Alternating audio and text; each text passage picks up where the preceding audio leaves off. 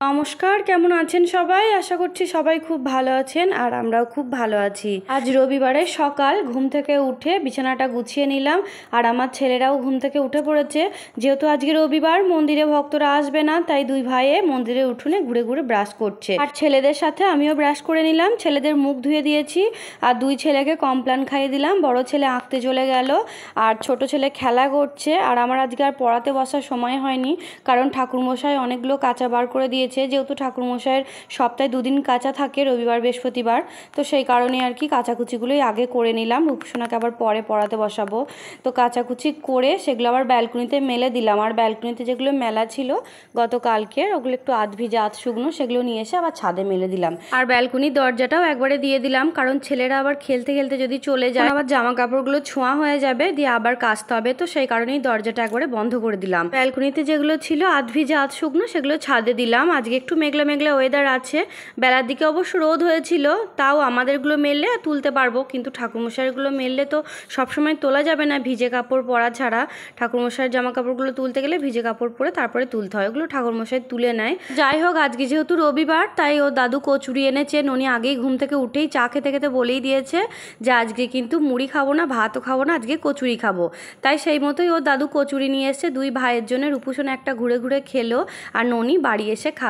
আর এই যে আমি ছাদে জামা কাপড়গুলো মেলতে এসেছি আর ছাদটা একটু পরিষ্কার করছে। শান্তনু আছে, মা আছে, ঠাকুরমশাই পরে আসবে। আর এই যে দেখুন কত লেবুগুলো বড় বড় হয়ে গিয়েছে, এগুলো সব মৌসুম্বি লেবু, বেশ অনেকটাই বড় হয়েছে। এবার মনে হচ্ছে আস্তে আস্তে পাকবে, মানে কালারটা চেঞ্জ হবে আর কি। তো বেশ ভালোই লাগছে। দুটো গাছ আছে, দুটো গাছ মিলিয়ে না অনেকগুলো লেবু হয়েছে।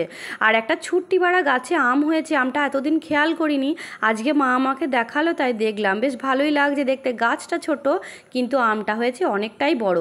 আর পায়েস পাতা গাছ আছে, সেটা দেখালাম আপনাদের, বেশ পায়েসের মতো সুন্দর একটা সেন্ট বেরোয়। তো ছাদ থেকে জামা কাপড়গুলো মেলে চলে আসলাম নিচে, আর নিচে এসে স্নানটা করে নিয়েছি আর স্নান করে চলে এসেছি রান্নাঘরে। আজকে ঠাকুরমশাই বলেছে খুদের ভাত খাবে। ঠাকুরমশাইয়ের ভালো মন্দ মানেই এইসব, হয় পান্তা ভাত আলুর তরকারি, নয়তো খুদের ভাত সেদ্ধ ভাত এইসব। সবাই যেমন ফ্রাইড রাইস পোলাও বা লুচি আলুর দম এইসব ভালোবাসে, মানে এইগুলোকেই সবাই ভালো মন্দ বলে, কিন্তু ঠাকুরমশাই একটু উল্টো, এসব জিনিসও একদমই পছন্দ করে না। আমি যখনই বাড়িতে ফ্রাইড রাইস অথবা পোলাও বানাই, ঠাকুরমশাই খুব বিরক্ত হয়, ওসব খেতে পছন্দ করে না। আর আমি রাগ করি বলে তখন আবার একটু নেয় সামান্য, ওর জন্য দুটো ভাত রাখতে হয়, নয়তো মুড়ি খেয়ে নেয়। কিন্তু লুচি আলুরদম পোলাও ফ্রাইড রাইস এসবও একদমই খেতে পছন্দ করে না। একদিকে ভালো, আমার কোনো ঝামেলা নেই, যা দিয়ে দিই তাই খেয়ে নেয়। তো যাই হোক, আমি এদিকে বসিয়েছি খুদের ভাত, আর ওদিকে বাবা বাজার করেও নিয়ে চলে এসছে, কিন্তু আমার এখন বাজার গোছানোর একদমই সময় নেই। আর একদিকে বসিয়েছিলাম কুমড়ো পাতা সেদ্ধ, ওদিকে ভাতের সঙ্গে দিয়েছিলাম আলু সেদ্ধ পটল সেদ্ধ, আর এদিকে কুমড়ো পাতা বাটা। যে বললাম ঠাকুরমশাই এই সমস্ত খাবার খেতে পছন্দ করে। তো এই যে কুমড়োর পাতাটা আমি শিলে বেটে নিলাম, আর অনেকগুলো লঙ্কা দিয়েছি, প্রায় 7-8টা লঙ্কা দিয়েছি, চিড়ে দিয়েছি কিছু আর কিছু বেটে দিলাম। আর বাটা হয়ে গিয়েছে লাউ পাতাটা। আর করব আইড়ের ডালের বড়া, এই বড়াটাই প্রথম খাচ্ছি। আইড়ের ডালের বড়া এর আগে কখনো খাইনি। তো আইড়ের ডালটা মিক্সিতে বেটে নিয়েছি আর পাতাটা আমি শিলে বেটেছি।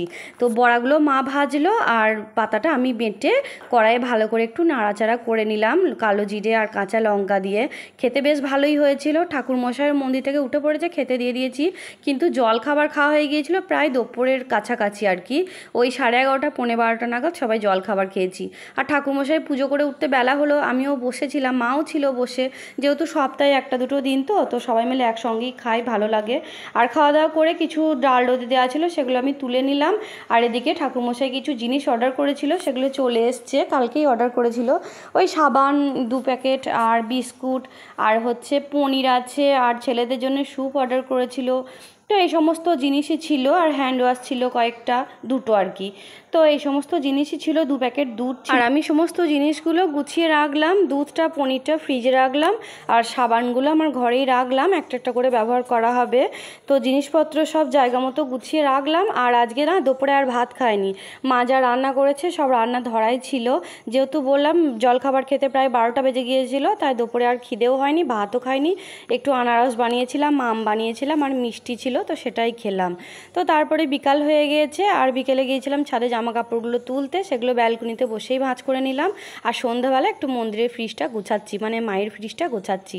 তো এই যে ফ্রিজটা সুন্দর করে গুছিয়ে নিয়েছি। আজকের ভিডিওটা এই পর্যন্ত, সবাই ভালো থাকবেন, টাটা।